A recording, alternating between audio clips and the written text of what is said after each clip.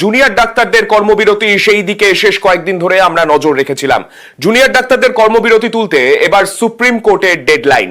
আজ বিকেল 5টার মধ্যে কাজে ফেরার হুঁশিয়ারির শীর্ষ আদালতের।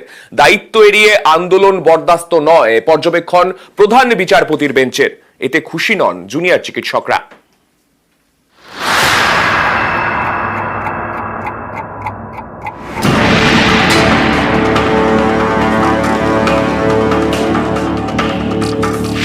জুনিয়র ডাক্তারদের এখনই কাজে ফিরতে হবে।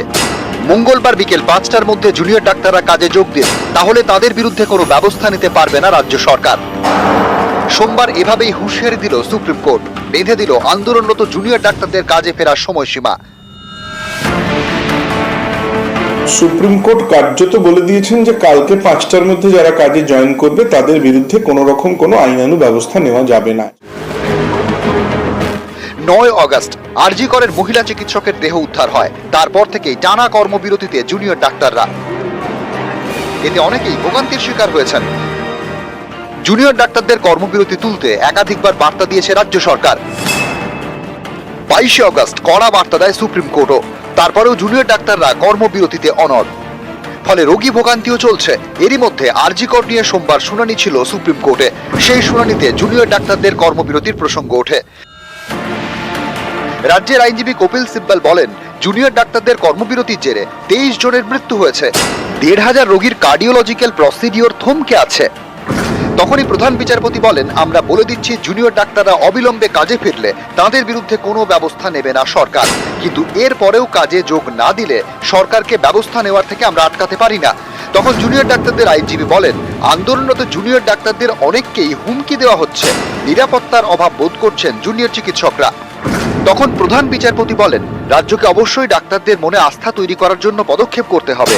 সরকারি হাসপাতালে চিকিৎসকদের নিরাপত্তা সুনিশ্চিত করবেন জেলা শাসক এবং পুলিশ সুপাররা। পুরুষ এবং মহিলা চিকিৎসকদের আলাদা ডিউটি রুম ও টয়লেটের ব্যবস্থা করতে হবে। সিসি ক্যামেরা বসাতে হবে। আমরা নিশ্চিত করতে চাই জুনিয়র ডাক্তাররা কাজে ফিরছেন। বাইরে পরিষেবা দিতে পারলে ভিতরে গিয়ে পরিষেবা দিতে বলুন। দায়িত্ব পালন না করে আন্দোলন বরদাস্ত নয়। সিনিয়ররা কাজ করছেন বলে জুনিয়র ডাক্তাররা কাজ করবেন না, এটা চলতে পারে না।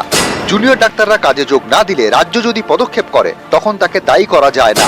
আমরা সময় দিচ্ছি, তার মধ্যে ব্যবস্থা নিতে বলেছি। জুনিয়র ডাক্তারদের এখনই কাজে ফিরতে হবে। মঙ্গলবার বিকেল 5টার মধ্যে জুনিয়র ডাক্তাররা কাজে যোগ দিলে তাদের বিরুদ্ধে কোনো ব্যবস্থা নিতে পারবে না রাজ্য সরকার। নিরাপত্তার ব্যবস্থা করার পরেও যদি আবাসিক ডাক্তাররা কাজে যোগ না দেন তখন তাদের বিরুদ্ধে অ্যাকশন নিলে কিছু বলার থাকবে না। তারপরে তাদের কারোর বিরুদ্ধে অ্যাডমিনিস্ট্রেটিভ অ্যাকশন নেওয়া হবে কিনা এ সম্পর্কে কিন্তু কোনো ডিরেক্ট মন্তব্য করেননি।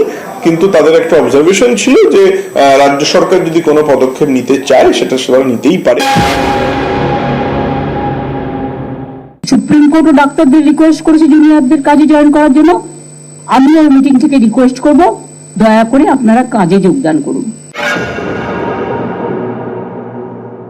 আমার ডিপার্টমেন্টে বা যে কোনো ডিপার্টমেন্টে আমি কিন্তু কোনো সিসিটিভি ক্যামেরাস ইনস্টল হতে দেখিনি, কোনো নতুন রুম ক্রিয়েট হতে দেখিনি, কোনো ওয়াশরুমস আমাদের সেপারেট ক্রিয়েট হতে দেখিনি। আমরা কিচ্ছু দেখিনি, শুধু কয়েকজন সিআইএসএফ ছাড়া আমরা কোনো সেফটি মেজার দেখিনি, যাতে আমরা শিওর হয়ে কাজে ফিরে যাব। নিউজ 18 বাংলা।